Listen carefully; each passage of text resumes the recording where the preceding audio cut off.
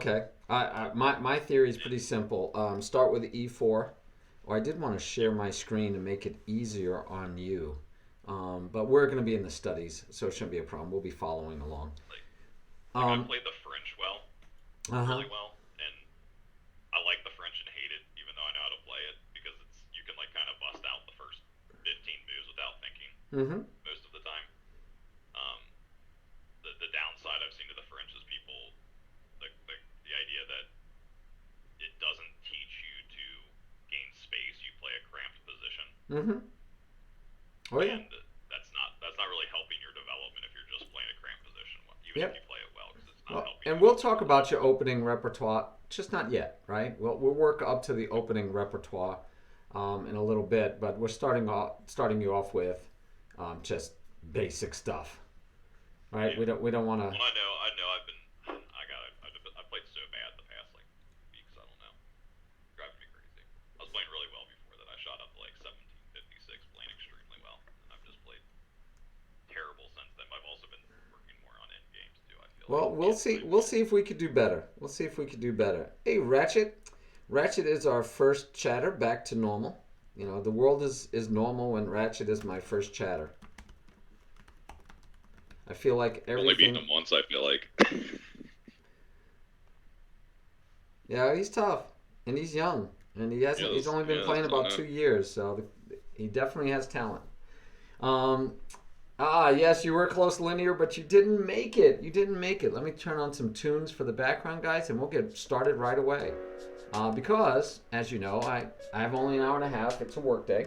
Patrick probably wants to get done too, so we'll go into this pretty hard. Now, this is kind of I'm flowing this a little bit with my Wednesday class. Oh, sorry, Ratchet. You still got time. So I'm flowing this with my Wednesday class in the sense that we did an assessment. Let me share the results of the assessment real quick. And really, what we did an assessment, a self-assessment, and I had each of my students. Linear's done it also. I haven't looked at yours yet, Linear, but you self-assess where you feel that you have understanding first, knowledge. We have three components, guys: knowledge, ability, skill, and performance. And I like this for anything. If you guys are managers at work, if you are managed at work, if you have a supervisor, it could be for schooling, it could be for education, it could be for sports, everything. You have these three components. A knowledge base. Some tasks don't require knowledge. Some tasks are so simple, there's no knowledge involved. But a lot of times, there is, almost every task, there is some knowledge base that would help. Even how to throw a football, there's knowledge behind it, right? Go listen to the pundits when they're announcing football games, especially at college. Oh, look at his footwork. Oh, look at his hand. Look at where he's dropping his elbow. So there's a lot of knowledge to understand. And then there's the ability. Can you actually perform the task? Can you perform the skill? And then just because you can perform it doesn't mean you do perform it at the level you should, especially in stressful situations. Right? There's people that might be great at hitting golf balls on the range, but then you put them in a match play or in a tournament and they fall apart. They do terrible. Happens with sports, happens with chess. So we have those three components we looked at. Patrick did it. He went through, and these are his ratings. Green and red stand out for you guys to make it simple. Anything 6 or below, we did 0 to 10. 6 and below means he believes he doesn't really he doesn't grasp the concept fully. 7 and 8, he could grasp it fully. He could have issues. 9 and 10, he definitely grasps the concept or principle fully. All right, so knowledge, I'm pretty proud. He's got nice numbers, good high numbers. And when he says things like, I don't fully grasp how to analyze a position, or types of positions, open versus close, or awareness of undefended pieces, I think Patrick did a very good job. Patrick is our guest today. You see him on screen. I think he did a great job of self-assessing, being honest and forthright with himself. So, piece coordination, transition to middle game, all right, and then on and on. All right. Then we have endgame knowledge, and he marked that. And what's funny with endgame knowledge, I think, Patrick, we're going to go over your last three games for this purpose of seeing if your assessment was accurate. And what's funny is that Patrick didn't get to. He only got to one end game, I think, in the 3 games. And a lot of times when you guys are starters, beginners, you don't get to many end games. And if you're not a beginner, like Ratchet says, he's not a beginner. But if you're playing a beginner, you probably still don't get to end games because you probably make them in the opening or middle game. Then we have our general principles, which I'm very glad that you know the rules and the relative values of the pieces. I would expect everyone does. But I put them in there because they are principles that I need people to know. And I love it that you don't let your emotions get in the way. You said you understand that concept, and we'll see if you perform it next, right? So that was our just a quick run through, really just skimming through his self-assessment of knowledge. Now we're looking at how well does he apply those things. So applying the concept and understanding the principle and applying it for good and bad bishops, all right. So I would expect not to see you either create bad bishops on your own or free a bad bishop of your opponent. But really, this is one of those that it's just a nuance, right? It's an understanding about when a bishop is considered good and bad. Doesn't mean you have to do anything about it. So it's hard to demonstrate your knowledge of it because you don't really have to do too much about it. But now 6, awareness of undefended pieces doesn't really apply. Hasn't applied it well. But what's interesting is, Patrick, you said that under how to analyze a position, you gave yourself a 7. And types of positions, open and closed, you gave yourself an 8. And I seem to remember, if I look at the knowledge level, you said you have for those. Open and, okay. So where am I? That would be in middle game, I believe. Yes. So you said types of position, open and closed. Your knowledge level is only at a 6. And your awareness of undefended pieces was only a 6, and your how to analyze was only a 6. And what's funny is, not your fault, my fault. What's funny is until we have the discussion, and I teach and explain, and I have to decide how this works. But really, you shouldn't be able to perform at a higher level than you have knowledge of. Just a thought. I think there's exceptions to that, where you might not have a lot of knowledge of something, but you do it naturally, right? But I think for the most part, if you don't have the knowledge base, you shouldn't be able to apply it at a higher level. So that's just a general rule for me to look at. Restraint, prophylaxis, blockade, excellent. And then so after we look at how well can Patrick apply things, we go to how well does he perform them. So I went too fast, but let's go to performance of opening, because this is where I am going to spend most of my time. The knowledge and ability to apply will help us once we've identified weak points to go back and decide, oh, well, you say that you're an 8, but you're not applying it. Why do you feel like you're not applying it? You say you're an 8 in knowledge. Let's talk about it and make sure you are. Oh, yes, you are. Okay, then why aren't you able to apply it? Oh, you're able to apply it, but we're not performing. Why? Right? So there are different whys depending on your knowledge level. And so it's important for me to find out first how well you performed, and then go backwards and find where we need to improve so that you can perform better. Does that make sense? We're going to start at the end again, the performance, and work our way back to see what the cause is. All right, so in performance, you say you don't do really well with central control. You say you do really well with king safety. Again, good and bad bishop you do fine with. Opening traps and opening study, by the way, I'm getting rid of. I'm removing it from the survey, from the assessment, because that would depend on which openings you study, and it was not really, it came down to not really the principle I wanted, but I did change opening study to be understanding the importance or the use of opening theory. So that will be changing. But anyway, then we look at your performance in the middle game. How to respond to an attack, good. 6, we got to work on that. 7 for how to analyze a position. I've analyzed your 3 games. I think we're not analyzing the positions well. So I would bump that lower, but we'll see. Alignment only at 6, okay. Types of positions still up at 7. Awareness of undefended pieces, 6. And pawn structure consideration, 6, okay. Open and semi-files, okay. So we're going to spend our time in here. And what I did was, rather than look at your score, I just went straight to your games, and I did it differently. Normally I look at your 3 games, or 4 or 5 games, like I've done for linear, like I've done for ratchet.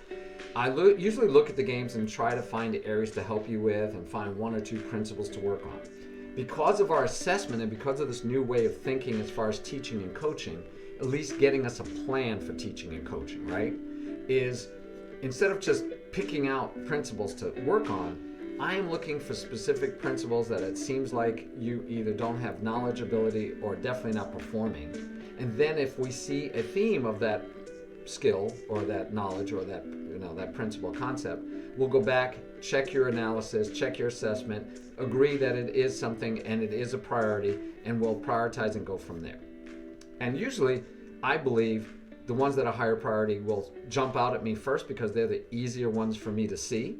Because if let's say you're developing well, you have king safety down pat, you're doing control of the center, you're not giving away any free candy, well, I won't have any of those pop up. And then the next one that might pop up is making plans or positional considerations, maybe advanced tactics if you're not having any problems with alignment and basic tactics. So I think they'll organically show in priority order. But you're helping me pilot this process.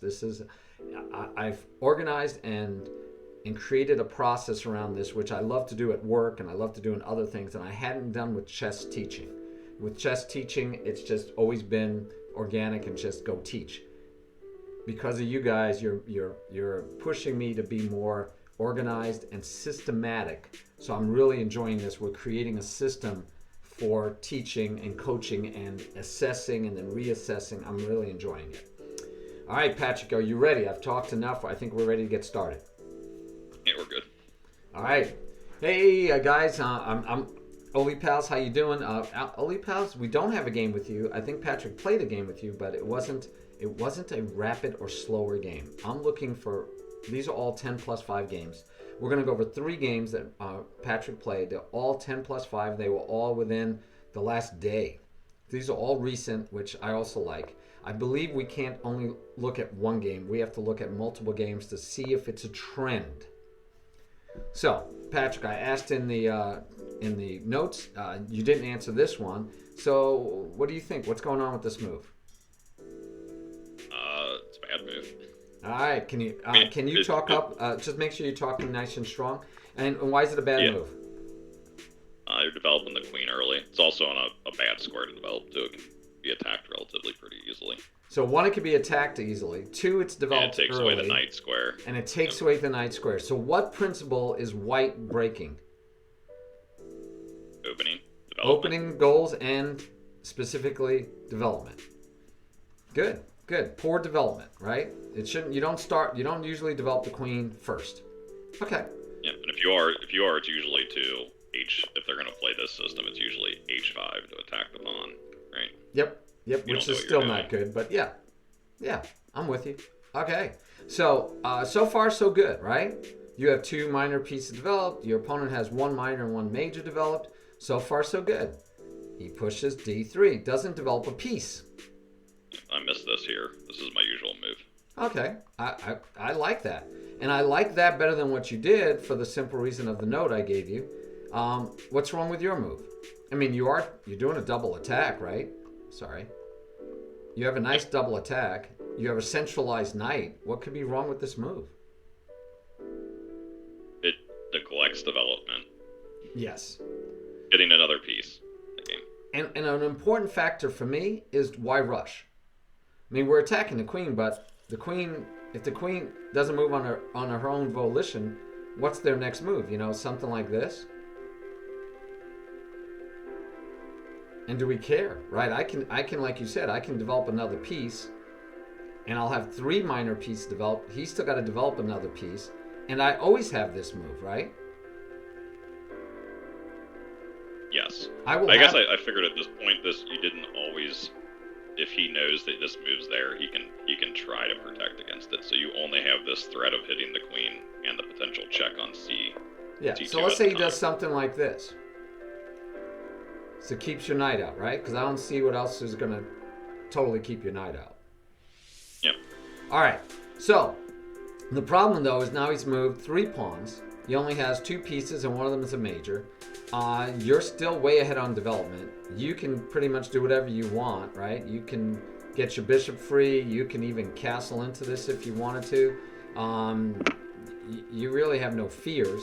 You can even go and get rid of his bishop, so you wouldn't have a bishop, and he's going to have double pawns either here or here. or here. But yeah, right? I mean, so you're kind of in the driver's seat, even with this. And look, the knight doesn't have his best square. That knight doesn't have his best square. So from a general principle, development, piece coordination principle, you're fine. I don't care that he's keeping my knight out of here. I've got any moves I want. I can go from here, so I have a place to drop the bishop back. I could just calmly leave this guy here as long as he wants to keep that knight from having its best square. I don't want to encourage him to improve it. Right? It's just a thought process. Why help him? Why help him improve? So here, yes, he really has only one move if he doesn't want to lose the exchange. And so now you're developing. And what's up with this move? What's good and bad with that move? It's bad because it blocks the bishop. That's why I said I messed up here in a second. It should have been bishop here. Bishop c5. Yeah, I mean, you could. And you know... And this pawn. You know, you get things like this, though, right? And then you got to decide here or here. And then you got to decide. And then he's going to push you around some more. And so he gets a queenside pawn storm. But again, you have 3 pieces developed. He only has 1 now. So in general, yeah, even if the bishop goes here, I'm fine, right? Because as long as the bishop gets developed, you're fine. And so he pushes you, and he pushes you back to here. Okay, no worries. Yeah, you drew that arrow, not me. Yep. Yeah, so he offered you free candy, and I asked you in the chat why you missed it. We know you missed it. Right? This is just free candy. Why'd you miss it? I said because I'm not used to this resource of this knight being here. So like my knight's of this specific position, right? Usually this knight's here. We're gonna block with a bishop here. Okay. And it just because you played this move, right? And then brought the knight back here. Yep. This resource is now here, which typically trying to play fast and stay ahead of time isn't usually there. Yes. So I think that it's the 2 parts. One, you're trying to play fast, so you're not assessing the position as a whole. And 2, you've mentioned something that I think is critical, and it's a thing I kind of talk about when I say I don't want you or any of my students studying openings, is you start learning patterns. Patterns are great. Gary Kasparov says you need more patterns. Mikhail Botvinnik said, who taught Gary Kasparov, was his mentor. Understanding positions, but having these patterns in your head makes you a stronger player. The more patterns, the better player you're going to be. So in general, yes, we want you to have patterns memorized. The problem with leaning on patterns, and especially opening theory especially, is that we get used to things like, oh, okay, what do I do here? I do this or I do this. It's like automatic. And like you said, especially because you're trying to save time. You're trying to play automatic. Not independent thinking. Yes, no independent thought and no assessment of the position. So the way I'd rather it happen, so this is a principle we can work on. One of the things we want you to do is, yes, understand the pattern recognition, know what is normal, and know what you maybe even normally like, but still hesitate and always check the position. You can fall back to, hey, yep, the position's like what I'm always used to, so I'll make the move I'm always used to. That's always available to you. But you need to see if there's something that you hadn't thought of. Now, conversely, it gets me into trouble. When I play in serious games, like 30 minutes, and I'm taking my time or over the board, and I'll be playing an opening I've played 100 times. And they will not play something different. They will play a normal move. But it's one I just haven't seen very often. And I know what I'm supposed to do. I know the theory. I know the correct move per theory. And I will still sit there and fantasize about, but what if I did this? I've never done that before. I don't remember seeing it in a book anywhere, which should be the first clue. If I never saw it studying, I never ever saw this idea studying, it's probably a bad idea. That's why I never saw it, because they don't even put it in the book because it's a bad idea, right? But you're sitting there over the board and you're going, wow, that looks playable. That looks interesting. That looks dangerous. I'm going to try that. And you regret it almost immediately, right? Because then they find, because you don't see the move, and they have to spend a lot of time to find it because you didn't even see it, and you played this opening hundreds of times. And then they find the move that makes that move a bad move on your part. And you're like, oh, that's why I should never do that. Great. And now I'm stuck playing this line that I have no clue what I'm doing, and it's not good. So I like to say, learning an opening, learning the theory for an opening is great. When someone plays a move that you go, wait, I've never seen that move. That's not normal. That's not a move in the book that I've studied. That means it's probably a way inferior move that they didn't even bother to put it in. And if it's a way inferior move, then you want to say, let me slow down and see if I could take advantage of that move. That's all, right? You say, can I take advantage? So when you went here instead of back to here, your opponent maybe has played this many times, and maybe you always, the person always goes to c6. And he always does this, right? Bishop to g5. Yeah, pin, but instead of him saying, wait, what's different? He made this move. This move isn't normal. This move can't be good because it's not normal. It isn't what I normally see in the book. Maybe I can push pawn. Maybe I can trade the knight. Maybe I can bring out the queen and double up. I don't know. He should be thinking, what can I do? And all he came up with was, I'll keep doing what I normally do, which is pin the knight, which, right, you could take him. And you did the same thing. You said, hey, you pinned my knight, and I know I normally do this. Yeah, I'll do that. And instead of looking and just saying, free candy, thank you, and you can resign now or wait, and let's see if I can't beat you with a whole piece up, right after move 4, 5, 7. So you could be way ahead already. Hey, 7, how you doing? All right, so yeah, it's a two-edged sword. Knowing the theory, I think, can be great. One, it makes it easy for you to get through the opening. But once you start playing something, now you said you're not used to this. You said it. I mean. Yeah, I mean there was two things unusual here for me, that this pawn on d6 and not having the bishop to c5. There you go. And then having this knight here. All right. So you got out of your book. And once you get out of your book, and I did that, I was doing the Lone Wolf tournament to start getting back to serious chess, 30 plus 30 games. And I think it was the second game in Lone Wolf. I purposefully played a variation of an opening I play all the time, but I played a variation I've never, ever played. And I did it purposefully because I wanted to analyze every move.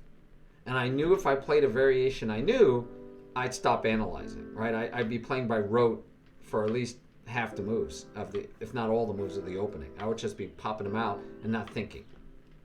So I was trying to get my thinking working back the way I wanted it to.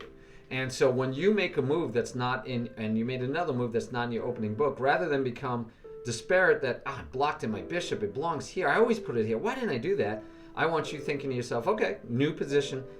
Even though I want to keep time, but by the way, you only spent 5 seconds, I want to go ahead and still really analyze the position. I need to analyze the position. So there you go, an opportunity. Analyze that position and go from there. Linear's sharing some knowledge with us. Karpov famously got smashed by Sarawan because he played a move for one variation in a different variation. But because of a pawn being on h4 instead of h3, the move was a massive blunder. Yeah, so thank you, Linear. This guy is pretty booked up for a new chess player. I tell you what, he is a wealth of knowledge for somebody who hasn't been playing chess that long or at that level for that long. I'm impressed. But yeah, so free candy. So it's interesting if we go back to your analysis, right? Because I am sure you did not mark yourself down on free candy. But let's see. And I believe free candy would be under general principles or free candy. And actually, you gave yourself a 6. You were very, very, I mean, I like it that you, now, I like that. So you gave yourself a 6, and we're bearing out. And I definitely consider free candy as being one of those major first steps, priority steps. And what does it require? It takes a little bit of time, quick recognition, not pattern recognition, but recognition that this piece is undefended, it's attacked. Right? And what we've given you before is the litany, and I've given it to everyone. And I tweak it the way I've always done it, but Rosman has made it more famous than me, so I try to give him credit, is checks, captures, and attacks. He says threats. I say, how did the position change, right? That bishop moved to here. How did the position change? Well, it's no longer protecting here. Otherwise, it has these 2 squares that it didn't have before. How did the position change? Well, it's sitting in my wheelhouse now. Right? It's under attack by one of my knights. Wow, it's under attack by one of my knights, and I could take it. Now, let's say I didn't realize that's part of the position change, right? What's attacking? It's attacking here, but what's now attacking it? Let's say I missed that. And then I go to checks. I have no checks. Captures. All captures. Look for all captures. Oh, I could take this pawn. Okay, and I'd lose my queen, and then I'd have nothing. Okay, so that's a capture, but not a good one. Oh, I have this capture, and it's free candy. I guess I could take that. But let me keep going. I have no other captures on the board. All right, do I have any attacks? Because, just because I have free candy, maybe I have a better attack of some kind. Like I could threaten checkmate. Like maybe come here and go, no, you know what? Nothing's better than the free candy. And you take the free candy. But you have to be able to go through at least, at a minimum, how to position change, check, captures, and attacks to find it. And we forget that because we're in the opening, we're just moving, we get into the habit by moving by rote. So my challenge to you would be, even if you think you know the opening, I want you at least going through how the position change, checks, captures, and attacks. If you know the opening as well as you think you do, then that will go very fast. Extremely fast, right? So back here, you'll go, okay, what do I like to do? I like to do this, but I'm thinking about doing something different like I told you about I did in the other opening. So I'm going to do this first. Yeah, I think I'll do that first. But first, before I do it, Marty said I have to do how the position change, checks, captures, and attacks. How the position change. Bishop is protected. Okay, I wasn't going to attack it anyway. I mean, I could attack it because now he can't get back. Wow. So I can get rid of that bishop because if he goes here, I push my pawn. If he goes back to here, I could take him. I can get rid of this bishop. This pawn is not under attack. So that pawn, how to change the position? That bishop can't run away. I can win. I can trade off that bishop by force. Right? This would be so you'd have to decide if that's worth it. But you would notice it because you'd say how the position changed, the bishop can't run away. Next thing, how the position change. This bishop now has room. What else? The queen can't get to here and here anymore because this pawn is in the way. So I just need to quickly, right? I don't want to spend more than 30 seconds identifying how the position changed. Now, it might take you 2 minutes when you first do it. But if you get into the habit of checking how the position changed, you'll get faster at it, just like everything else, right? Puzzles, doing tactics. So I want you looking at it and saying, how did the position change? Well, these squares are no longer under attack by that pawn. Do you really care? It's not going to be anything that's going to linger in my mind because I see at a glance that these squares are still being attacked multiple times, right? But I just should notice that the pawn is no longer attacking those squares. But more importantly, the bishop has freedom. The king could go here. The queen can't get to here. The bishop can't get back to here or here. Okay, that's all those things change, and he's protecting these two things. Cool beans. Now you can decide what you want, if that matters to you enough to make a plan. Next part, do I have any checks? Yeah, I have one check. Do I like it? No, he just pushes the pawn, and that actually helps him, so I disavow that check immediately. Do I have any other checks? No. Do I have any attacks? Yes. I can attack his queen. Do I have any captures? Should have come first, sorry. I have a capture, but it's protected too many times, so the capture's no good. So now, what attacks do I have? I can attack the queen. I can attack the bishop, but he has 1, 2, 3, and I only have 2 protecting, so I'd be losing material. I can attack the bishop this way, but he'd just take it. Oh, I can attack the bishop this way, and guess what? He's trappable, where I can force a trade of my knight for his bishop. Doesn't mean you should do it. I don't think you should, because I like this queen here. I like that bishop there. They're really not going to do too much. I can develop, and get ahead. So I'd be looking to be developing fast. That'd be my goal. But you should identify captures and attacks, right? You should be identifying them, and then you move on. But okay, so I think that's a principle we're going to work on and that's part of the analyze a position, which you said you're weak at. Analyzing the position is, how did the position change? That's a key part. And then checks, captures, and attacks is the added benefit of figuring out where we go. So again, hopefully you would spot that and you take that off. All right, let's see what else happens. So good or bad, what's going on over here? This actually, I think this is good in most structures. This bishop's now a bad bishop. He has no scope. All right. So you said you understand bad bishop and good bishop. So you said this is a bad bishop. How about this guy? Is he a good bishop? He is. Yes, he's better than the dark squared bishop right now. All right. So there is in our self-assessment, we had good bishop, bad bishop, and we had good pieces, bad pieces. So I will agree with you that this piece is worse than this piece. Totally. If we're talking good and bad pieces, yes, fine. This is a bad piece. It's not really totally bad because usually it's bad because your own pawns are in your way, not your opponent's pawns. So you're using restraint, prophylaxis, right? You're keeping this bishop out. You've restrained that bishop's movement. But the bishop on its own isn't bad because he's not blocking his own movement. He's attacking a pawn, right? He's still out and about. So this guy's also I guess my attacking. thought process is I neutralize this bishop. Yeah, neutralize, restraint, use restraint to neutralize. I'll buy that. All right.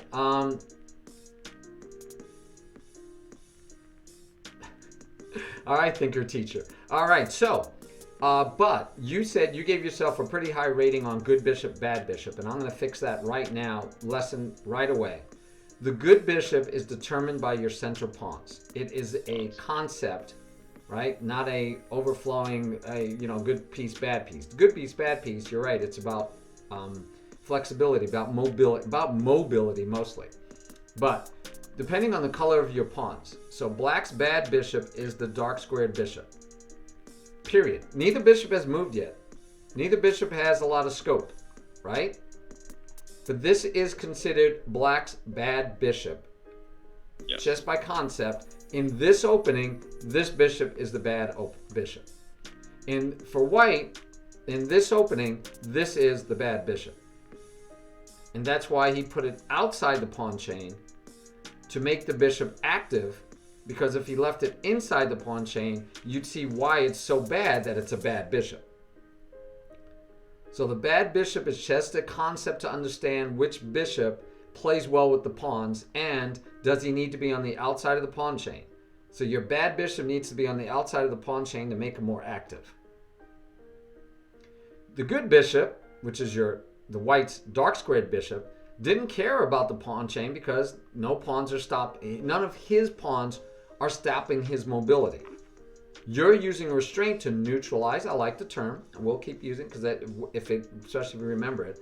So you're kind of neutralizing the bishop with your pawns, but understand that he's not a bad bishop because his pawn's on that color. And we're only talking center pawns for the concept of good and bad bishops. But even if I were to say good piece, bad piece, I'd say this piece is restrained, maybe neutralized to a degree, but it's not technically bad because his pawns or pieces aren't blocking him in. Your bishop is a bad bishop. This is the bad bishop because of these pawns. And your bishop is bad because he's not outside the pawn chain. Yep. He's stuck behind the pawn chain. Yeah, it goes back to the earlier move, not playing c5. Right. So this is looking at the concept of bad bishops, and you are showing the exact example of why it's bad. And he took his bad bishop. Remember, this is why you need to understand. It's a bad bishop, but he put it outside the pawn chain so that it can become a valuable piece, more valuable than your bishop right now. So how does this bishop get valuable? You get him outside the pawn chain if you can. Or you get him outside before you close up the pawn chain, or at some point, you're going to have to give him freeing moves. It might be the end game, but you're going to have to give him freeing moves. All right. So good stuff. That's what we're learning, right? That's what we're doing. So how about this move? What's going on here? One, I was trying to keep the attack on this bishop, and two, to give this bishop scope now. Okay, so you're trying to make your bad bishop have activity and scope, and you are attacking the bishop, which of course he has to reply because otherwise he loses the bishop. So you reply again, and so the last few moves we've done a lot of pawn pushing. How are you going to get king safety? Well, that hurts me here in a minute, but originally my plan was a castle long. Okay, so you could castle long. I should have prepped it first. I should have went queen e7. I can put this bishop here anytime. Yep. really could have waited for him to move. Well, Anything. move the knight, it wouldn't have mattered. Yeah, you could have waited as long as you wanted because no matter what he puts on that diagonal, you're protecting that square. Yep. So you could always put your bishop there. But should have went queen e7 first, which then still protects what ends up happening is when he brings his queen here, is it still protects this pawn here. Yep. Now there is another consideration. Closer to castling. There's another consideration for king safety. He could stay in the middle. Yep. Which I think he felt safe in the center at this point. Right. If the position is closed, it's okay that your king doesn't castle. It is okay that your king doesn't castle if the position is closed. So, again, if we go back and look at your self-assessment for king safety, though, right, we want to go back and look at that, and that would be definitely under opening, right? And I believe it's also under middle game. So, middle game, and we're looking for performance first. I think I gave myself an 8 for king safety, roughly. Oh, okay.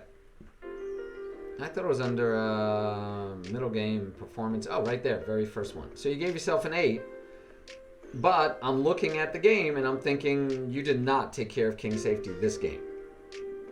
But that's only one game, and there's always anomalies. So we don't stress out about an anomaly. We do not stress out about an anomaly. By the way, do you have any other moves here? Yeah, you could play this pawn up. And did you look at that as a candidate? Trade queens. Yeah, I didn't want to move this pawn right away because I was still had the idea that I could potentially castle long. I didn't want to move this pawn. But I know the king's safe in the center, and you can also go king side because he doesn't really have enough space to do anything on the king side. He'd have to break through, which he probably can, but he'd have to take the time.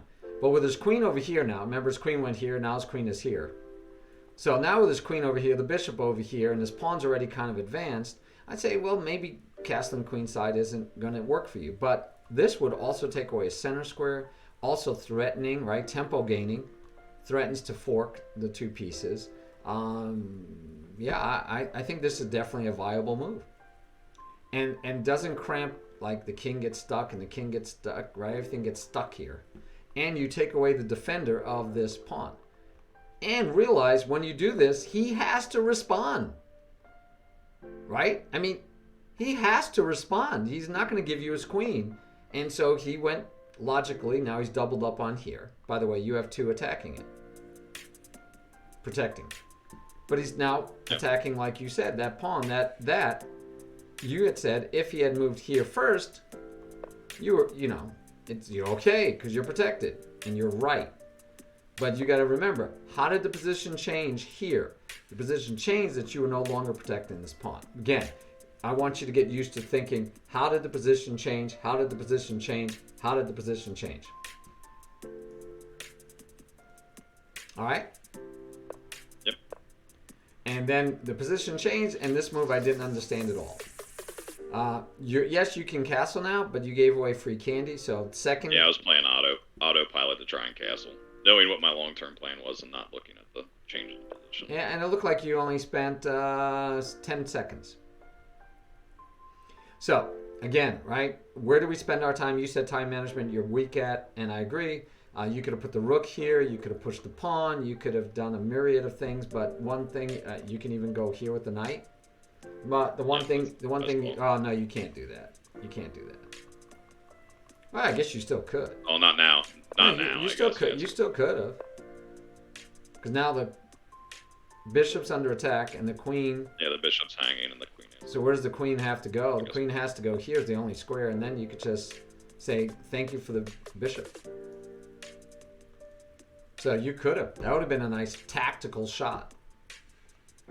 Anyway, but the point is, the bottom line is, right, so we missed a free knight, bishop, we missed this free pawn, and both of them you're telling me is not because you don't see them when you look for them, but that you're not looking for them because you're kind of locked into either what you remember you should be doing or just whatever you had decided to do ahead. Okay. Yeah, putting your plan ahead of your opponent. And knowing that you've only spent 1 minute and 30 seconds total so far, plus the 5-second increments, we're right now might be a really good time to take your time and find the best move. It's on the previous move. Yeah, this is way too scary to not be finding the best moves here. Yeah, you should be looking for the best moves even way back here because you're in a new position for you, right? You need to take your time. We need you to do the analysis. All right, and then things just kind of fall apart a little bit. But we get to here. Let's go from here because here was interesting to me that you had choices. I don't know what that arrow's for because that's just, you just gave away a bishop. So you're going to take with the pawn or with the knight is really the only choices you have. And I have no problem with taking with the knight. Okay. Now he does f3. What's wrong with that move? Backward. You put a backwards pawn here. Yeah, well, yeah, and it's on the base and it ring. weakens the dark squares around this king. Very good. Yes, it weakens dark squares. It takes away, which he couldn't do right now. Couldn't get rid of him. Yeah, the knight square as well. Yeah. I can only go here now. Yeah, but I think his idea is that if he takes, he's going to open up a file eventually. Of course, he's hoping you take so that he can open a file at your king. Okay. Look for a trade of bishops. Now, why didn't you just take? I think I didn't take because I was trying to get my queen to. If he takes, like, it gets my queen to e6, which now protects this Gotcha. g4 pawn. So you're not taking, hoping he'll take. Okay, that's fair. But if he didn't take now, chances are he's not going to take later. Right? I mean, why not take right away on his thinking? So my thought is if you take, you double his pawns. Granted, he's got a lot of pawns coming down here where you have nothing. But it's just something I'm asking because I want to know your thought process. Plus, my other thought too is if you double these pawns here. Uh-huh. So I did think about this. Is if you double these pawns, it allows him to push that pawn to c5 and break this structure a little easier. True, true. But now you remember you said you wanted your queen here. Yep. You get there with tempo, don't you? Tempo. Yep. And I don't think I care. Where's he going? And then slide. Where's he going? He can't get into any of these squares. He can't get into any of those squares. And now, yes, one of the rooks you could choose. But yeah, you're going to get a rook on that open file. And look, his knights aren't developed. His rooks are not talking. He still hasn't castled. Do you like this? I don't know. I do. Might not be awesome. It might not be the best, but I like it personally. I like this a lot better than this. I don't see that he's, again, this was his best square, right? He's over here protecting the king. We do have a wide open king area. I don't like you moving him away. So, this is a little deeper. Yeah, I guess I thought to move him away because I figured he had no room to advance, but I guess he is protecting here. He's protecting. He's attacking. He's we attacking. could reroute him here. Yeah, he's got a lot of squares. The original plan was to reroute him here and put two attackers on this pawn. Yeah, but he has two protectors with a already. potential check. Yeah, right now. Yep. Yeah, and he's going to probably chase your knight eventually because he's going to get tired of that knight. So you don't. This requires two moves to not win anything. In fact, it requires two moves to not clearly attack anything. Yeah, Busy says he likes d5 even because you have 1, 2, 3 pieces attacking d5. Yeah. And he only has 2 protecting, and that would open up the board for you, which his king is in the middle. He has only 1 minor piece out. You have all 3 minor pieces out. So opening up the board actually benefits you. Yep. I like this Busy to open up personally, but yeah, your way opens it up too. And by the way, if you're not sure about this and you're worried about this, you could even have prepped it by creating alignment. Create the alignment first, correct. And then you could push the pawn for sure. I mean, you'll have 4 and the alignment to go with it. So that way, if he backs up his bishop, if you end up taking, life is good because he can't take this way because he'd lose the queen. And he has to take this way, which means he took the pressure off of that pawn, and you're still looking good.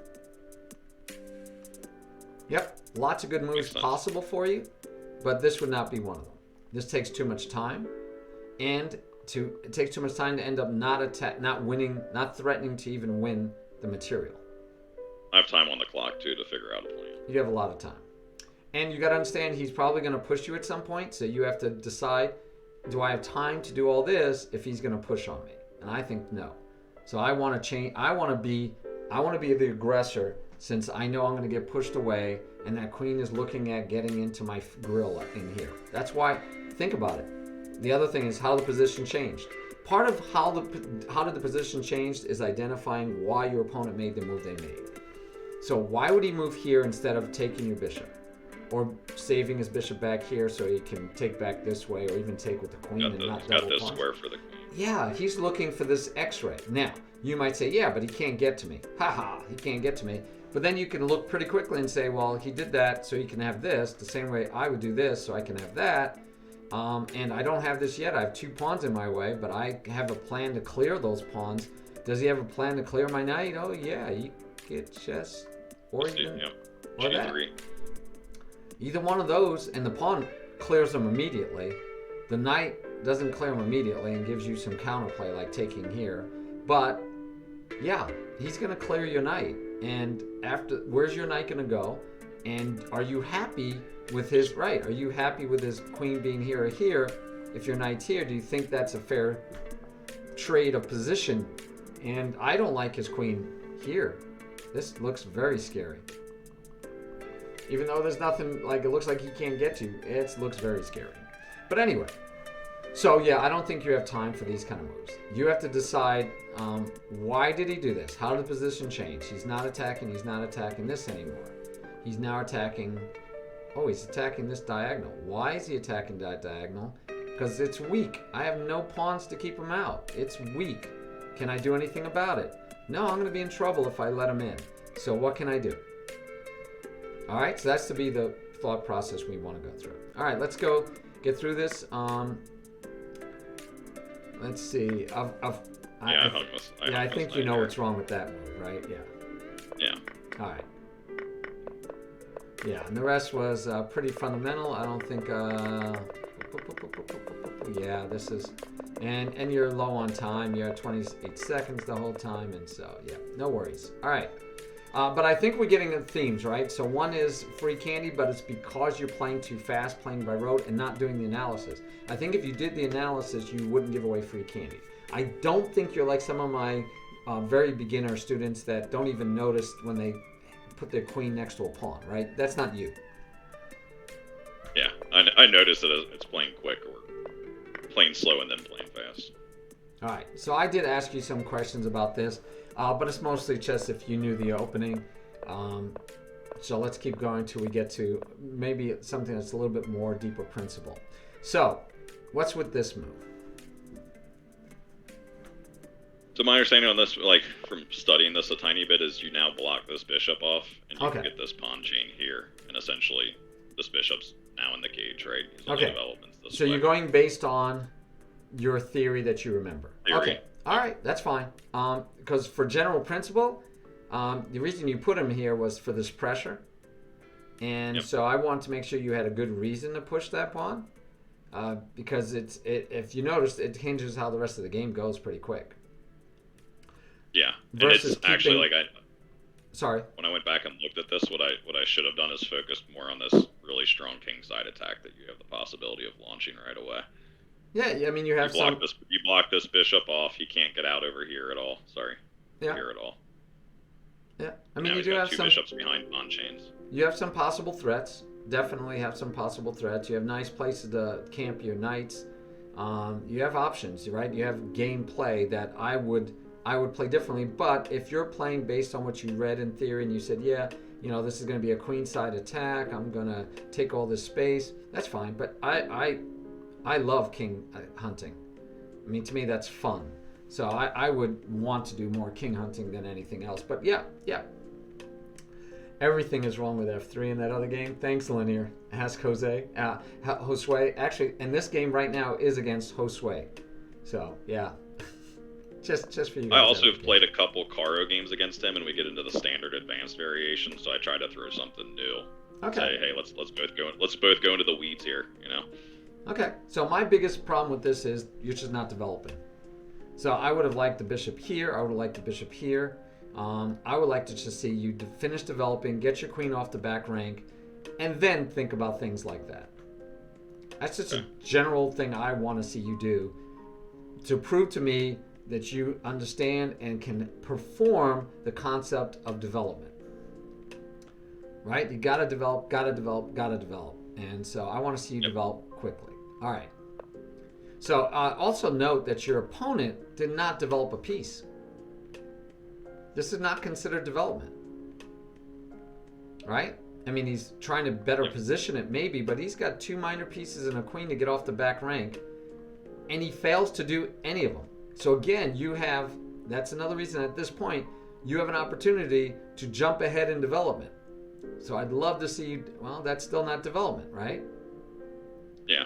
Taking the pawn is not development. I'm thinking like you can develop a little, like if you get these 2 pieces out and take there, he's pretty cramped because he's still... Yeah, but you don't need to take it to get there. You could just go there. Right? I mean, you could just go there. Yep. Which ends up happening. I think this bishop. You don't worry, right? I mean, you're okay. You're fine. You've got all 4 minor pieces developed. He only has 2. You're way ahead in development. You should be winning this game. He's got all these pieces to move yet. Anyway. All right. So you played per what you understood, right? Now he takes. Here I think you have to take your time and decide which pawn to take with. And let's see how much time you took. You took 10 seconds. And it seems like, well, how much do I have to really think? I think you have to think a ton because it's going to change the flavor of the game. If you take with this pawn, you have a passed pawn. You have to take with this pawn, you have a passed pawn also. But you have a protected passed pawn, and your idea, I mean, you don't have this open file anymore. For him, he doesn't have, you don't have this open file. It's not a fully open file. It's a semi-open still for him. You are giving up the whole center. So that's the other consideration. You're giving up you have no center pawns.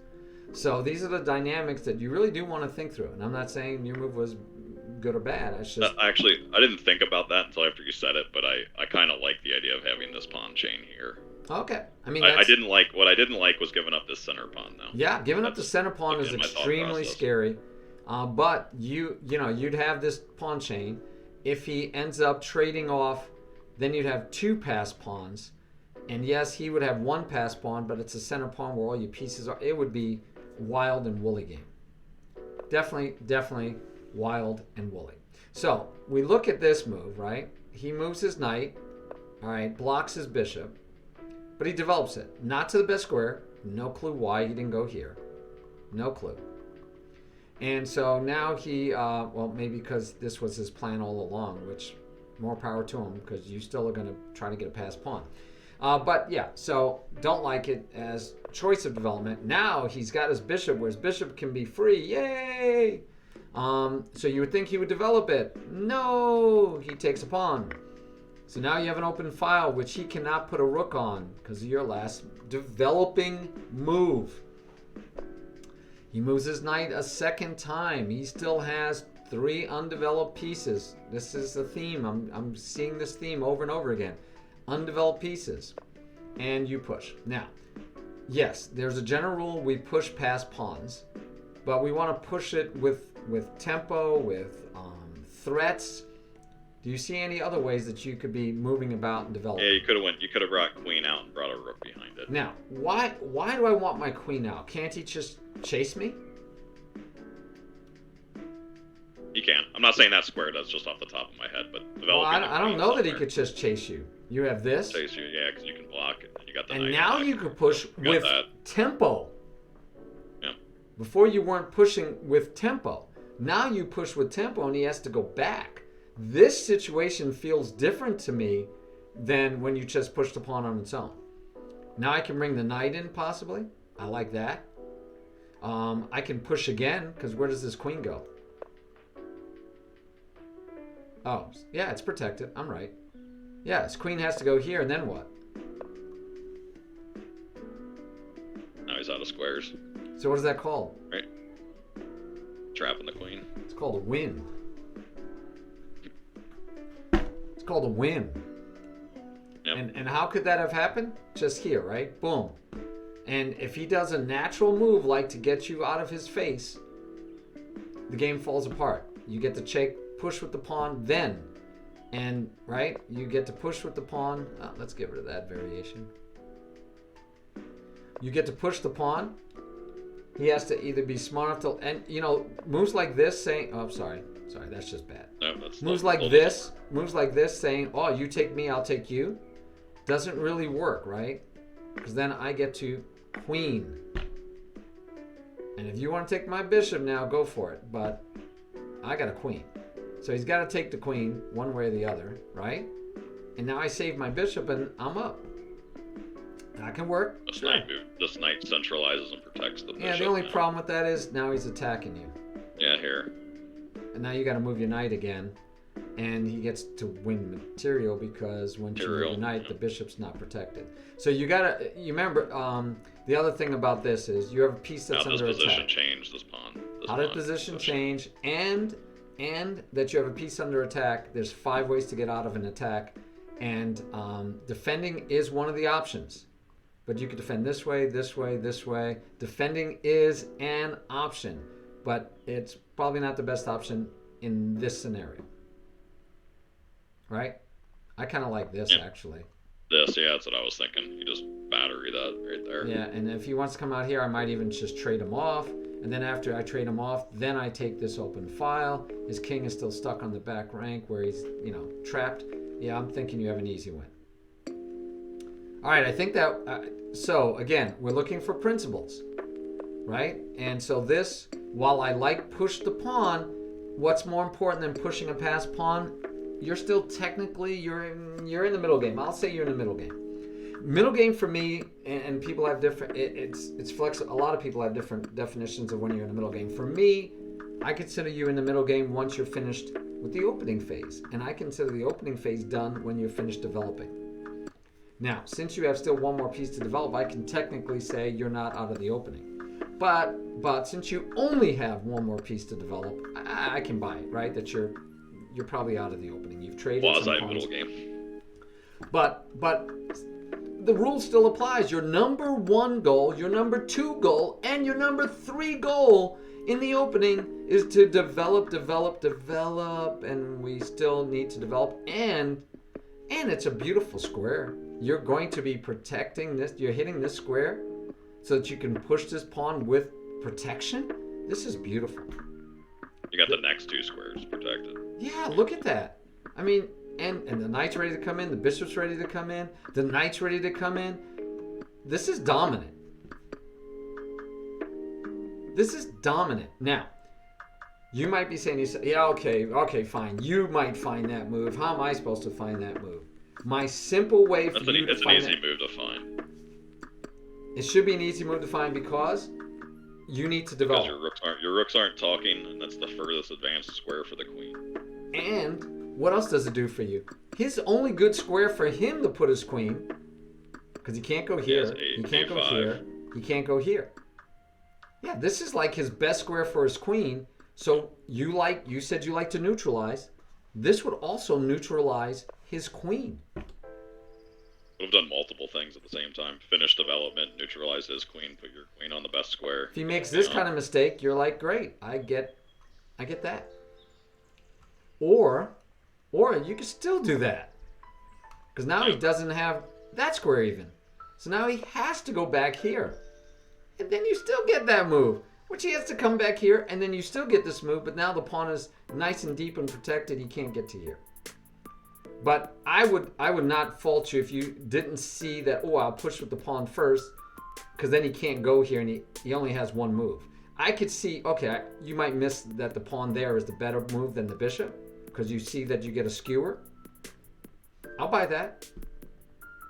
That'll be okay, because you'd still be winning, right? You'd still be up the exchange.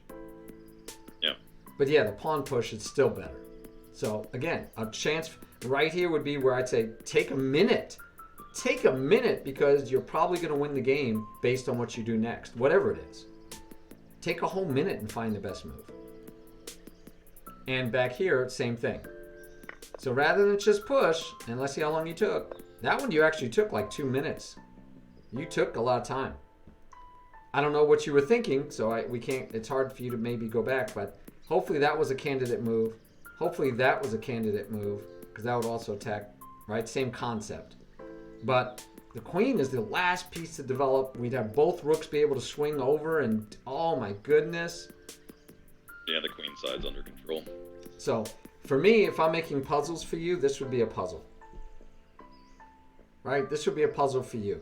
Now you're going to remember it, but I don't care. I want you to remember why it's a puzzle for you, and for you to pattern recognition when you go, my opponent has 3 pieces undeveloped. His rooks can't talk for 2 more moves. I have a passed pawn. I have a beautiful bishop. I have a beautiful bishop. And I have both knights in their best squares ready to go. Wow, the only piece that I can improve. See, this is the other thing, right? This is a little later in the middle game. Yeah, at least active piece right now is your rooks and your queen. Yep, when you don't know what to do, you find a piece that is not well developed, back to development. Find a piece that's not well developed and put them in a better square. And my gosh, woo!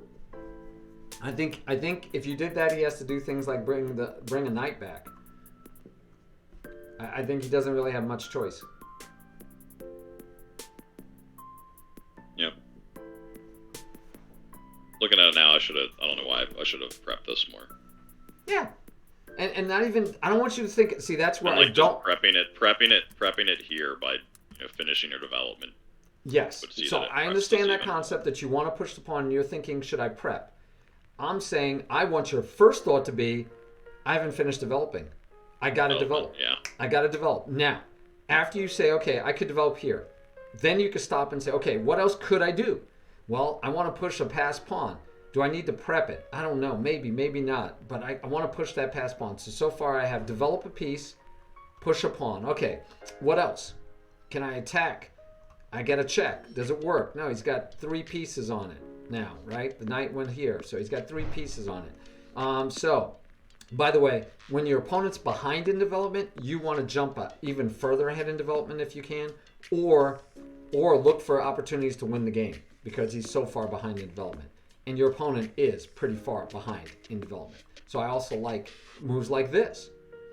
But you have better, right? Because the bishop is doing so well, you don't want to take away that square.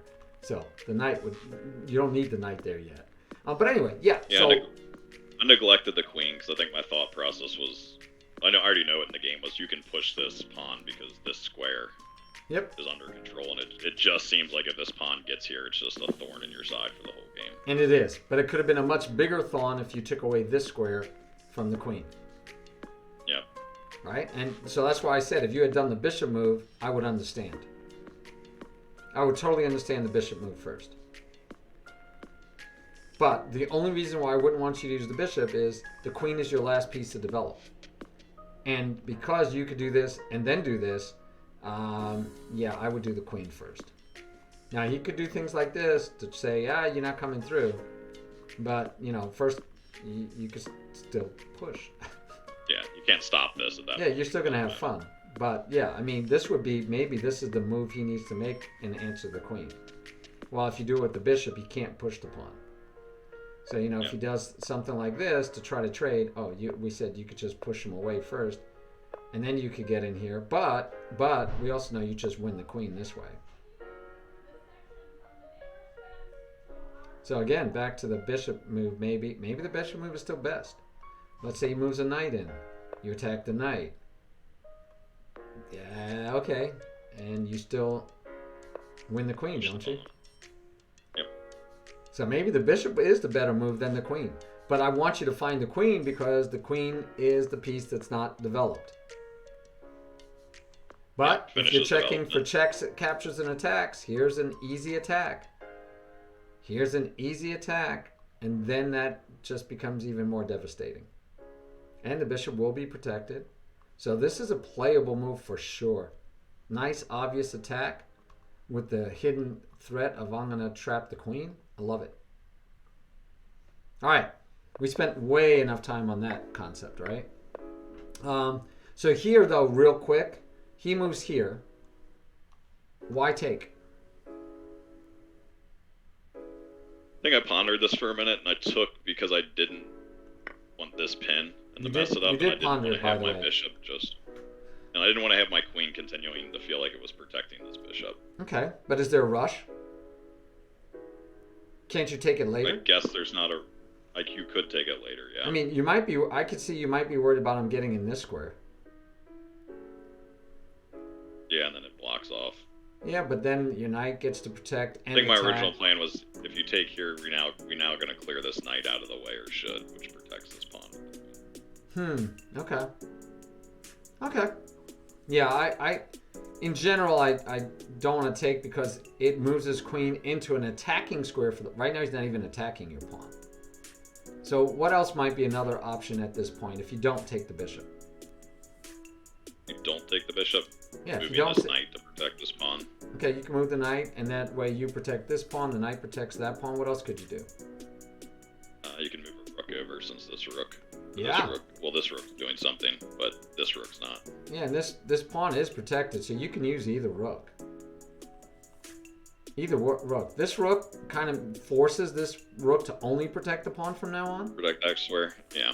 You can even push the pawn all the way up here, because then if he doesn't go here, you could put your bishop there, right? Yep.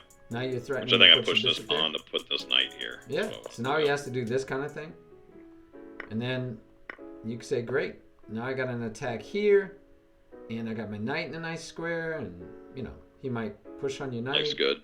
And you got to figure out what you're gonna do, how you're gonna do it. But yeah, I'm feeling good. You even have moves like that. Ooh. Are you trapping the queen again?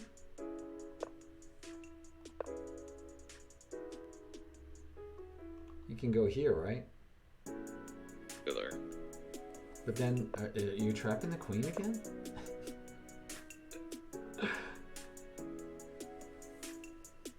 Yep, now he is. Yeah, you can't get away.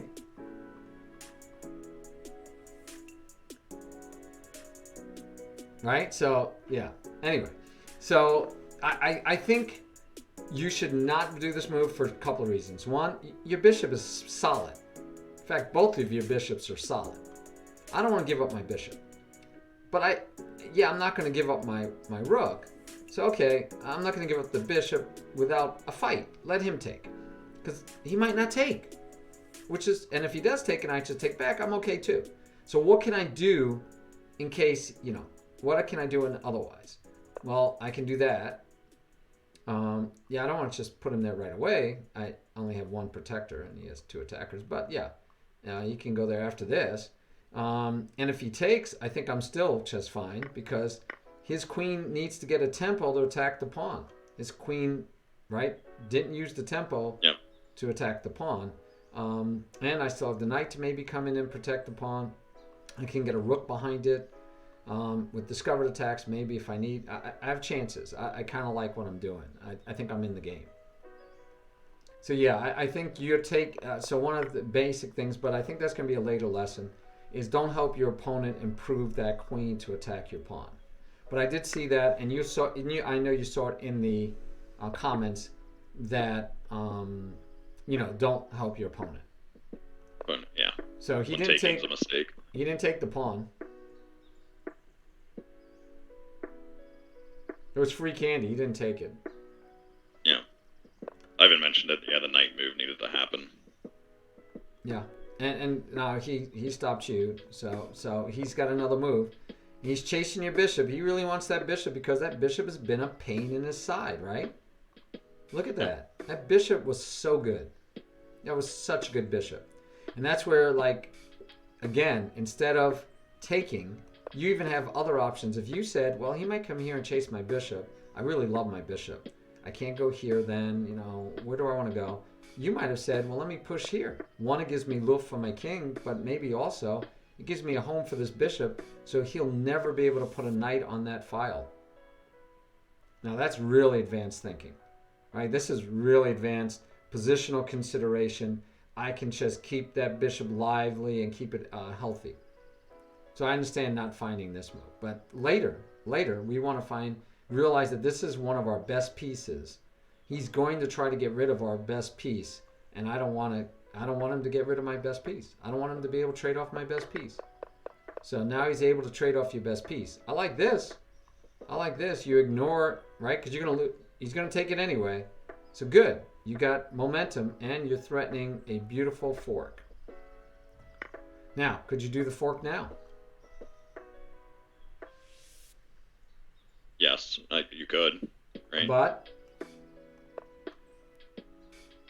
Oh, no, you can't. You're right. Sorry. I think I did see this in the game. So yeah, you can't because you can take here. He takes. Yeah, it's bad. So now you have to move. And he's semi-saved his... That much. So maybe his queen comes here now, right? And so far, you're going to trade, and you will have gotten the exchange, but he got a free bishop for the moment. All right.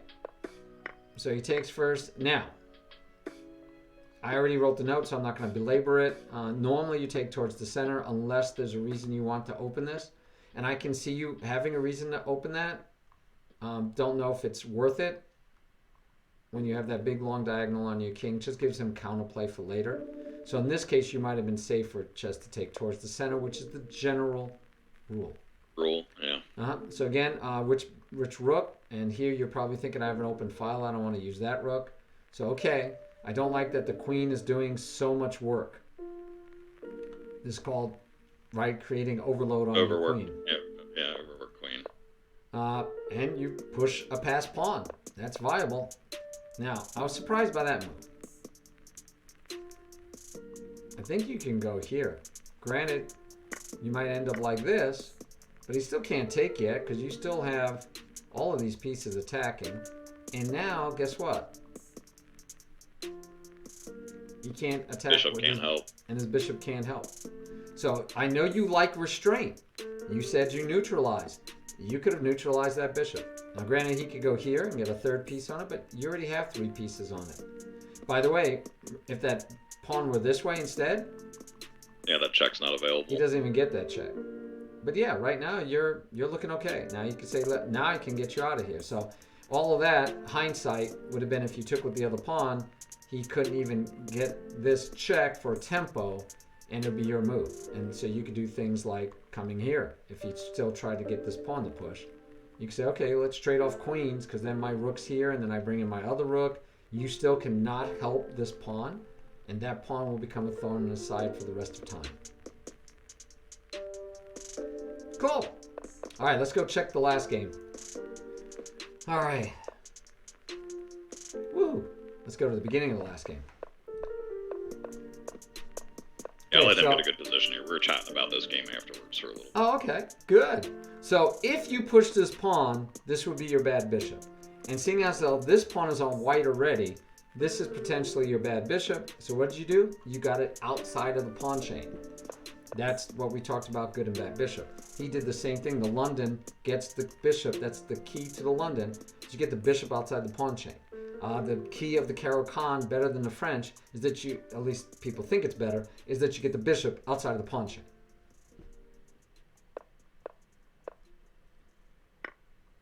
All right. So this is very familiar to what we've done before, right? That we're trading off a piece immediately. We took one move to get it out, and we're going to trade it. But 2 things. One is, he's going to take back, right? We're never assuming he's going to let us keep the free piece. So we went. He develops. Yes, we went from 3 pieces being developed. He has 4 pieces developed. Now we went to where he has 4 pieces developed, and we have 2 pieces developed. Now it's our move, so we could get a 3rd piece developed, but we're staying behind in development. We want to get ahead in development, not behind. Especially as black, we want to get ahead. So a natural move that a lot of people play is this, because then if you take... back there, I put that in there. Yeah, you just open that up. So again, not saying you can't play bishop takes bishop, but if we're remembering the principles of development, we don't want to. We want to instead develop a piece. Now, this isn't developing a piece. By the way, you also could have tried pinning the knight, deciding which way is better. But anyway, okay. So that's okay. But how about this move? Yeah, and I said that I didn't analyze this stuff. I was trying to go grab this bishop, but I didn't put this bishop here first. But even if you did, what's wrong with this move? Even if the bishop were there. What are you not doing? You're moving the knight twice, right? And threatening to move it a third time. Yep. Just to trade down a bishop for a knight. Which, again, if you're a master, international master, maybe a grandmaster, yes, you want to have the bishops instead of the knights. But at our level, no, it's not. It is not worth the bishop versus a knight to give up 3 tempi to do it. Or in this case, you're losing 1 tempo for sure. Yeah. Oh, is it? Okay, I'll watch the note there formally. Thank you for the input. Right now I'm looking solid. I will close the other Twitch window I have open. And right now I'm solid green, so hopefully it'll stay. All right, thank you. I'll keep an eye on it. So, yeah, you put a knight on the rim, bad development position for the knight, and all to maybe trade off a bishop. So we made our knight worse, not better. All right. So he attacks your queen, and you decide to move the queen. You could have, again, said, if you were so hard on getting rid of that knight, here's a way for you to try to force that. And look what happens if he takes. He developed your queen. Queen, yeah. Now you're, look at the board, you're equal on development. That would be a mistake on his part. You would now be equal on development, but what else would he do? If you had put the bishop there, what else does he have? If he backs it up, you win it. Back here. You win it. That's a free candy. Yeah, you still take it. Yeah. Well, it's not free, but... No, it's free. Oh, yeah, it is. Sorry, yes, it is. Yeah, queen's backing that up. Sorry. Yeah. So the knight's free candy, right? In the end of it. Okay, so he can't back up. And if he goes here, you're just going to take it like you wanted to and double his pawns. Then it makes it look like you made a good move. He should have just, same way, he should have just backed up, let you take back towards the center and open up the file. Right. So this is a mistake in essence. And it's a hard mistake for most of us to notice. Right? Because no one's going to notice. It's like, why is that a mistake? I'm attacking the queen, it's protected. Well, because now, really, your only good move is to trade, and then you helped black develop. It's a simple concept that we should keep in mind. All right. So instead, you move the queen out. He could have taken the opportunity to chase you around, but then that's not a free pawn, right? No, it's not. Right. So if he had instead done this, and you take, you can't take. This is like the only spot you got. And he can he? Because you got the check here. But I don't think that matters. I think he could take, and if you say check here, he can block you that way. I think he's fine. He's going to castle next move, and you can't stop it. And now you have this backward pawn, and this rook is not looking bad here. I don't know. The bishop's not looking good. Bishop has oh yeah, your trade, bishop is not good right now.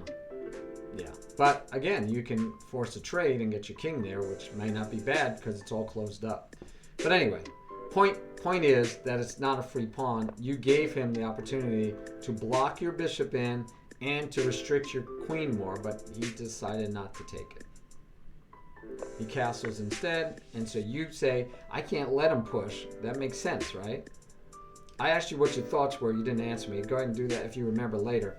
But why did you take here? Hopefully one of the reasons you took was because you realized if he pushes, my game is like sick. It was. It was to stop him from pushing there and potentially be able to put a knight here. Okay. Then again, here with the knight, bishop, you got to decide where you needed to develop your bishop because you want a castle. He gets to attack, you get to protect, he gets to back up. And you castle. And he gets that. No free candy, but oh my gosh, a lot of arrows. So yeah, why? Because he didn't take the free candy, right? Yep. And then you were trying to figure out, could he get away with taking the free candy? He could. Yeah, and he should have probably. Because he's got the A6 resource or diagonal to get back on. But I mean, but if he takes, and let's say you don't give up this pawn, so now he has to go to A6, which means you can take that pawn, right? So maybe he doesn't want to have this situation. He doesn't like the look of this, which totally understand. So I totally understand him not taking the free candy, but you would have need to see that it wasn't really free candy, right? It's just and that happens with the B and G pawns all the time. All the time. Actually, it actually happens with the other pawns too. So here, we get to, again, why push this pawn? Why not use that pawn? Because what's wrong with this pawn? I should have used the weak pawn. Yeah, it weakens this e pawn. Yeah, and look at the alignment. So if you notice alignment and say, man, his queen is aligned with my king, I don't like that. You would probably never push this pawn saying, yeah, I'm going to make that alignment even scarier. Better, push this pawn. Why not? And if he goes here like he's going to do anyway, at least you have a square for your knight. That's the other problem, by the way. When this move, you have no square for your knight. You have no square for your knight. And if he had gone back this way so that he could get here, when he got back here, he'd be threatening to win your knight. You'd have no square for your knight.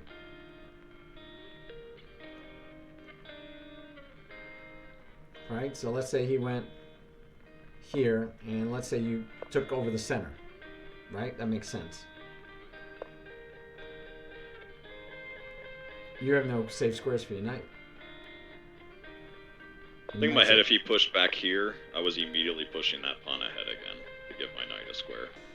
Okay, so instead of this, you were thinking you might do that? Yeah, and then try to bring this knight back into here. Okay. Yeah, then the only problem is that, we still have this. That's the only bad part about all this then. Okay. I mean, you could say, well, I'm going to, since... Double. Yeah, why not? And then you could block, or you could bring the rook. Yeah, okay. That might actually have been better for you if he had done that. But he attacks you. Now, why not take? I should have taken here. I thought that was the whole reason the knight's here. You know why I didn't take? Hold on. What I saw or didn't like was this. Yeah, but go ahead and do it. Now it's your move. Find me a move. Yeah, that's one choice. I like it. 86. Or this one. Yep. Right? I mean, either one works. If he pushes, you can block. Yes, he could take, but guess what? It's still poisoned.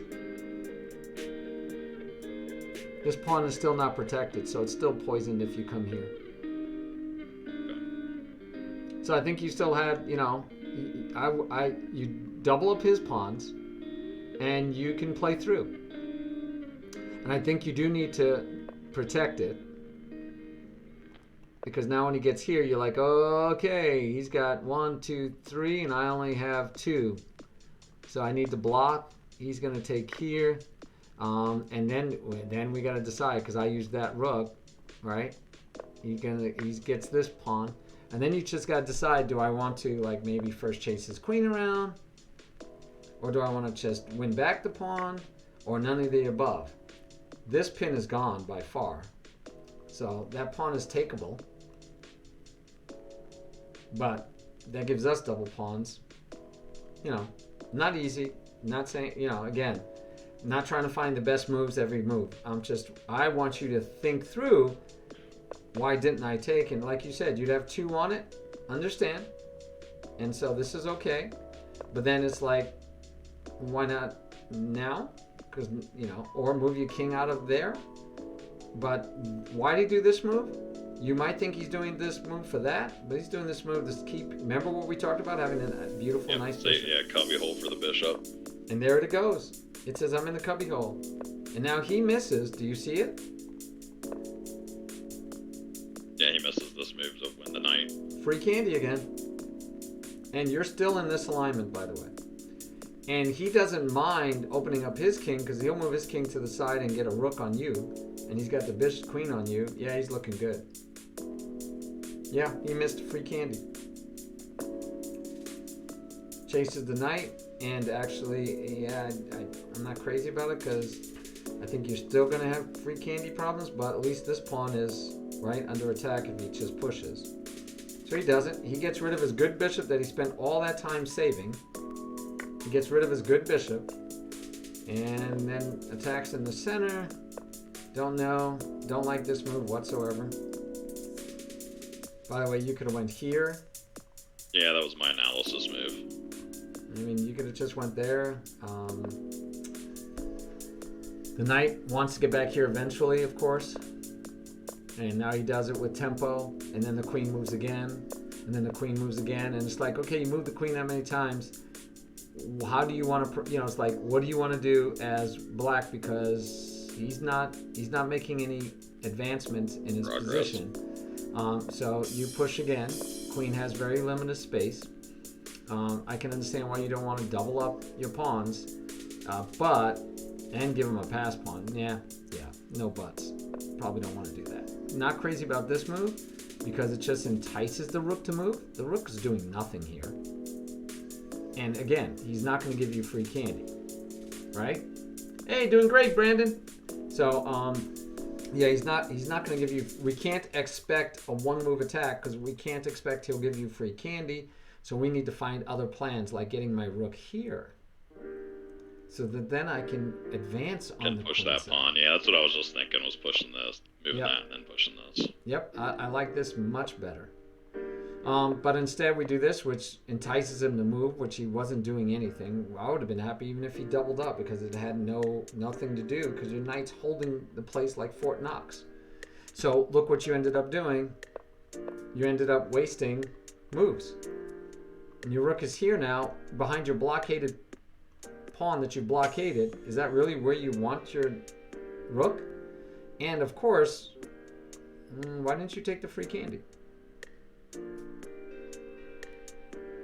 Your last move attacked the pawn. He took the only piece defending the pawn and ran away. The pawn. Yep. You still had 2 minutes and change. So you attacked the pawn that was protected. He removed the defender. And why didn't we take?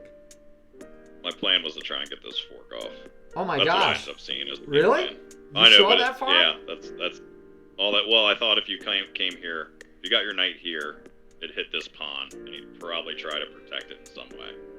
Which then, if you did it incorrectly, you had this fork. Wow, that's a lot of thinking. It was a lot of thinking. So that's a lot of moves too. So that's 3 moves. Yeah, it is. Okay, so that's 3 moves versus I have free candy on one move. Yep. So we have to identify the one move, and coming up with a plan like you did, where you went here, then you go back here, then you go here, then you go. Yeah, that's so many moves.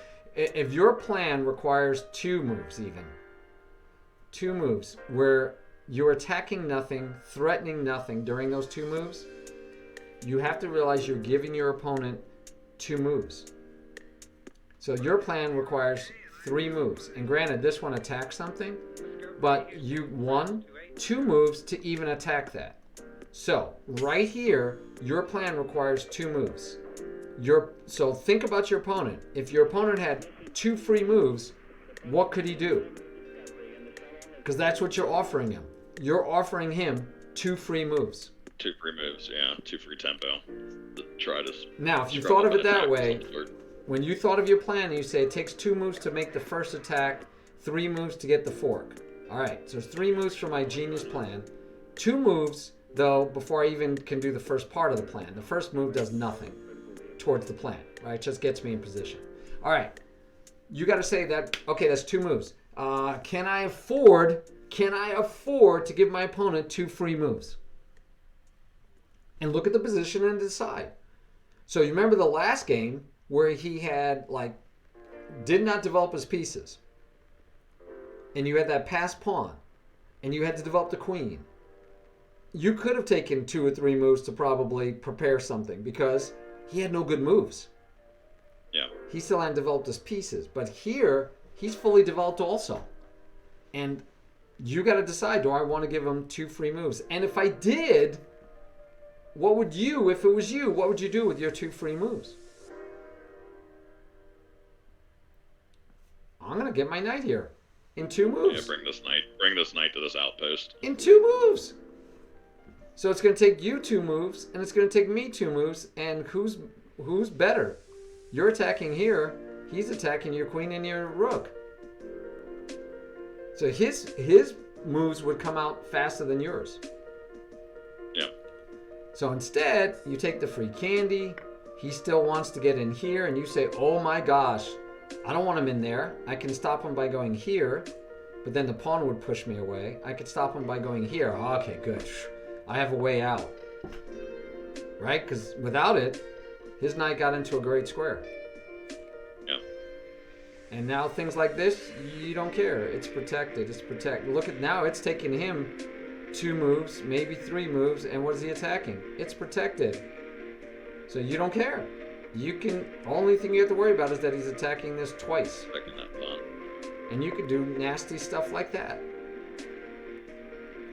Because you grabbed the pawn. Oh, you can't do that. My bad. No.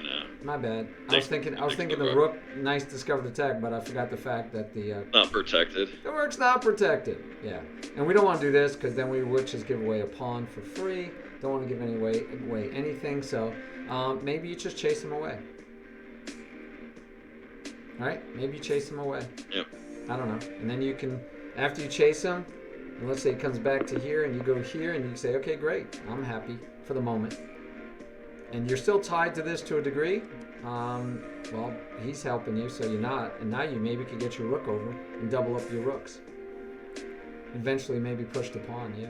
But I like doubling the rooks is fine by me. Even coming here is fine. Yeah, I think you're fine. I think life is good.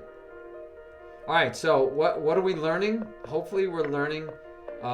We learned about don't give away tempo. But that's because of development, right? And too long, and now it's just an oversight. We know that. And then he blundered, right, big time. And so you did really good here. You did really well here because he misses that this is mate. And if you move your king, he might keep finding checks, right? And you can't take. And so then you might decide to take this way and you lose your mating threat. And you're actually too close to equal. Now, of course, you don't have to if he takes here. If he takes, if you go here and he takes here, and then you go back, and he goes back, you might have figured it out and said, oh, I could take. So you still might have come out okay. But, yeah, this is, your move is much better, right? Just take right away, because now it's a free knight. Well, free knight, you gave up your knight already, right? You lost your knight, so it's just getting it back. But now, how does he stop mate, though? See, regardless of the fact that it's a free knight, you gave him no checks with any kind of threat. So there's no way he can't stop mate. This is mate. I guess he could do this to stop mate. And that still doesn't stop mate. No, it only delays it. It still doesn't stop mate, even giving away the queen. How sad. How sad can you get? That still doesn't stop mate. Because this looks like I can get out of mate. No, it's mate still. And unfortunately, you can't take the time to move the rook away. Well, maybe, no, it's protected. But it would stop mate. It would stop mate. Because now you'd come to threaten mate, and he could take. But boy, he's giving away the farm just to stop mate, right? You double the rooks. All right. I think I enjoyed the lesson, mostly because we were able to identify some specific principles to work on, and using the assessment helped us focus. So development, king safety.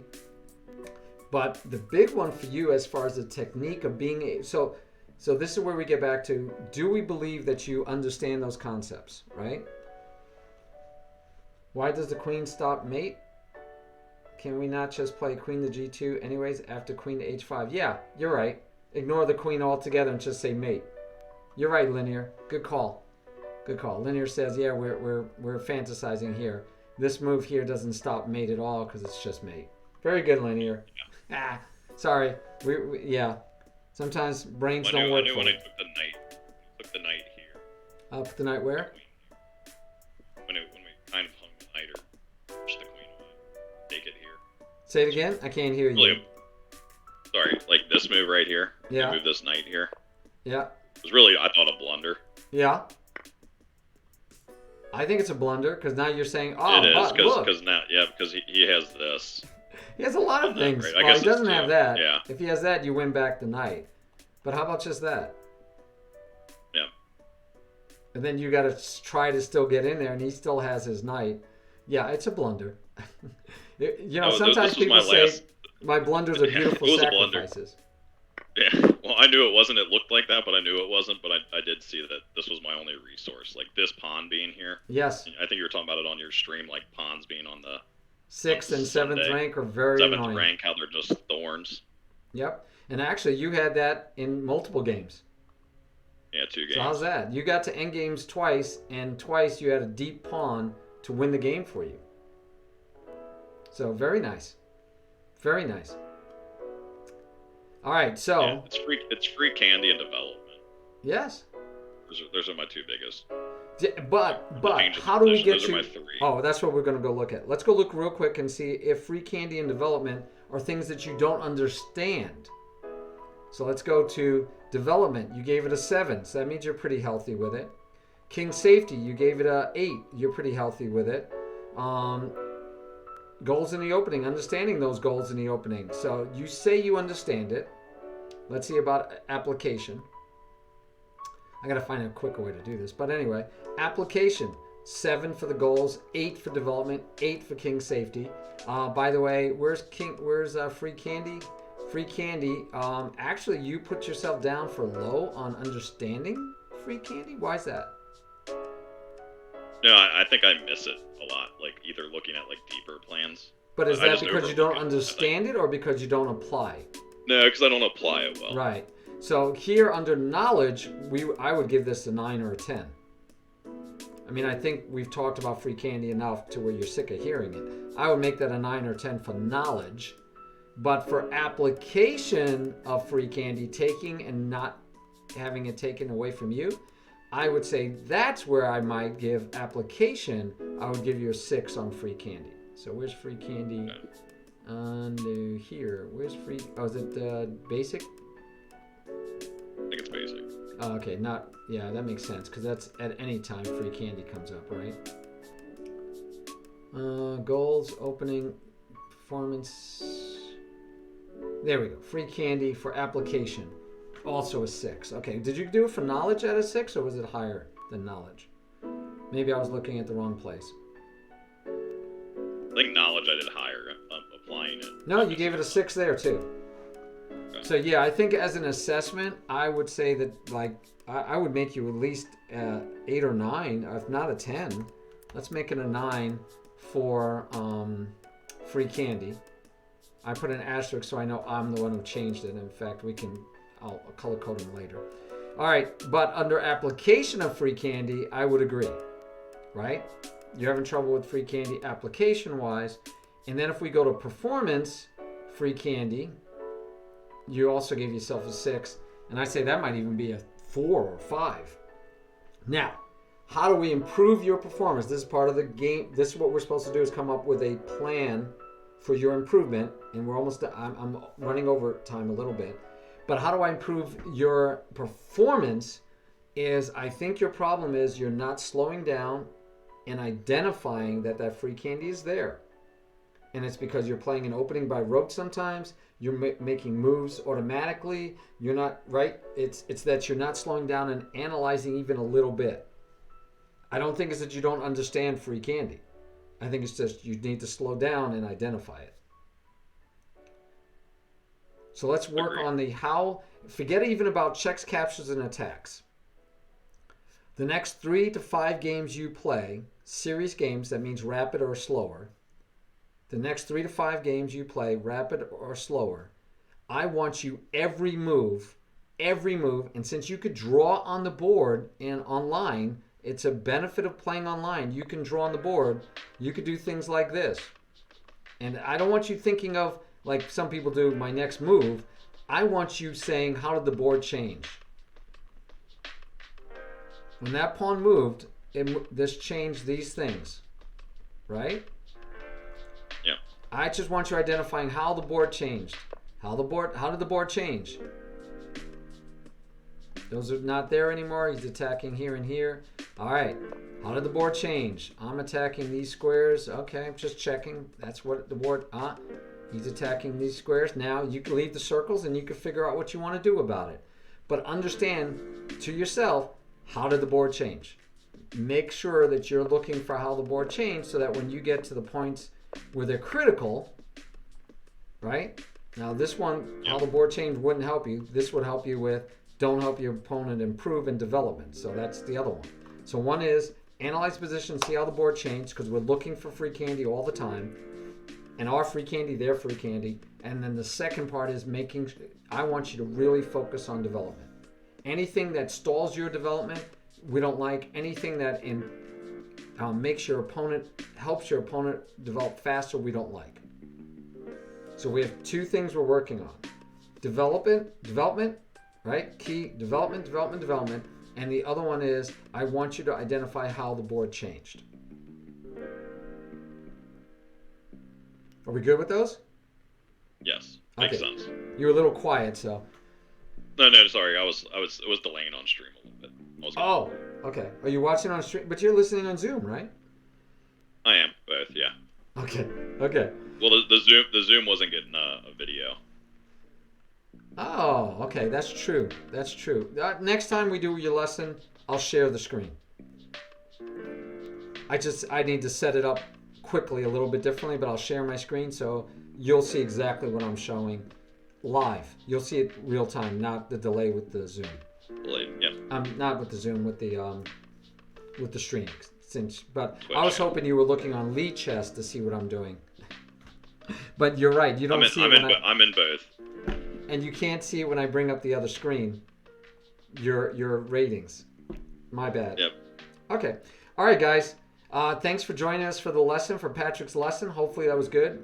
Sorry I didn't spend a lot of time with chat today, but it was intense lesson because we are trying something new, developing a process, going from self-assessment to identifying weaknesses, to identifying a plan for improvement. And Patrick, I will help you develop a plan still offline where we come up with specific puzzles to do, specific games to review, and for you to play. It's not just play, right?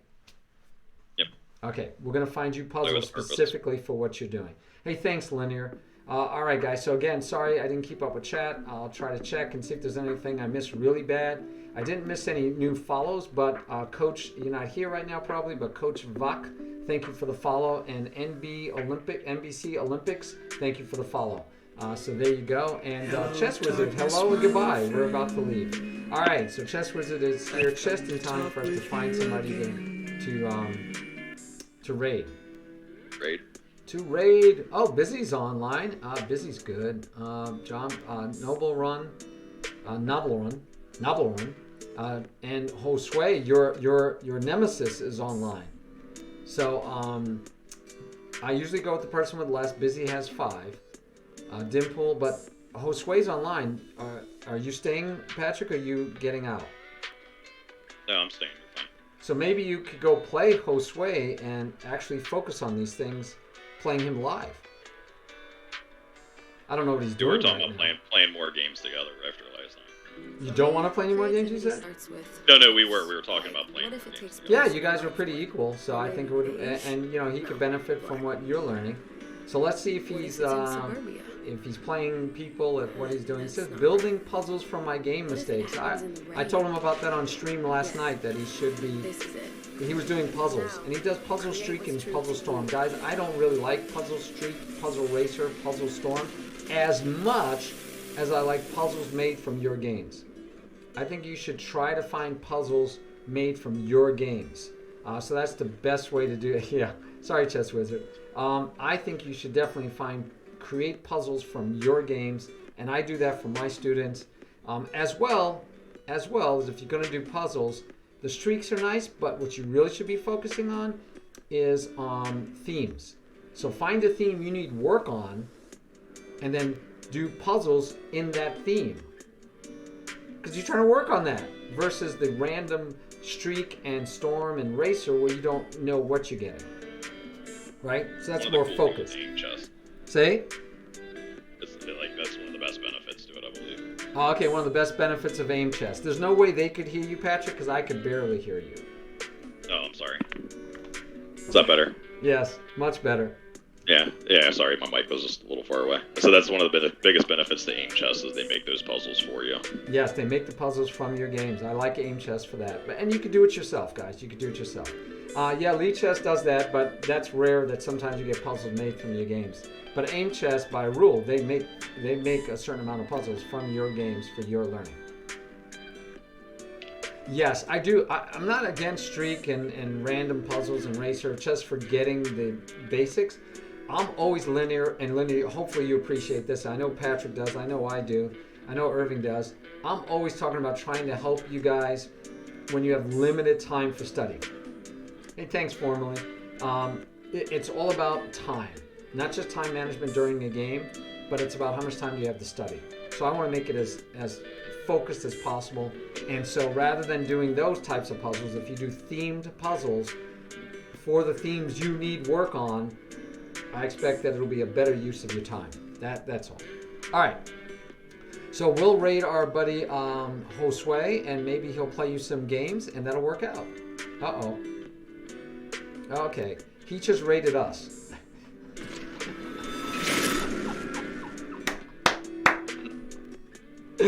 Oh man, thanks for the raid, Josue. It was good timing.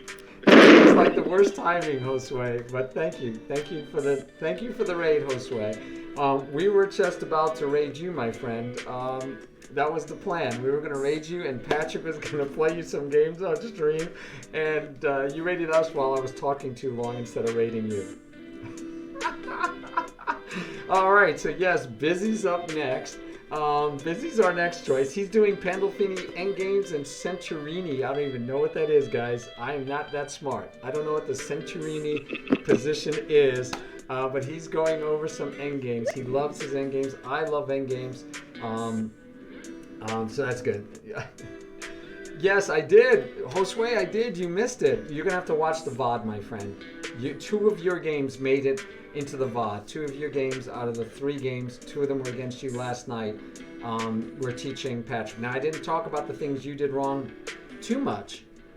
I think you could get a lot out of it too. So check the VOD when you get a chance. All right, so let's raid Busy. That is so funny, though. I always need to make sure I spell these names right. I did that once. I raided somebody, had the wrong name, and went out into the nether. It just didn't go anywhere.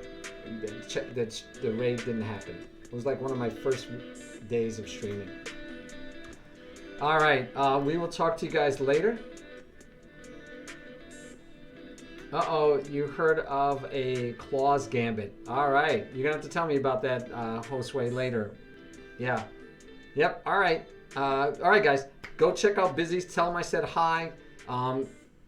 Patrick, maybe he'll analyze the game for you. So I don't know, but he's on Endgame, so you know how that is, guys. You know how that is. Yeah, he loves his Endgames. He does. I do too, so I'm happy. I'm happy he's doing Endgames. I might have to go watch the stream while I'm working. I'll be lurking, guys. All right, guys, let me rate him. We will see you later, Patrick. Thank you for the lesson as always. Yep. You were a very good student. And guys, check out the Wednesday's beginners class we're doing. We'll talk to you later. We'll see you Sunday for one-on-one. I don't remember who I'm doing, but we'll see you Sunday. Busy.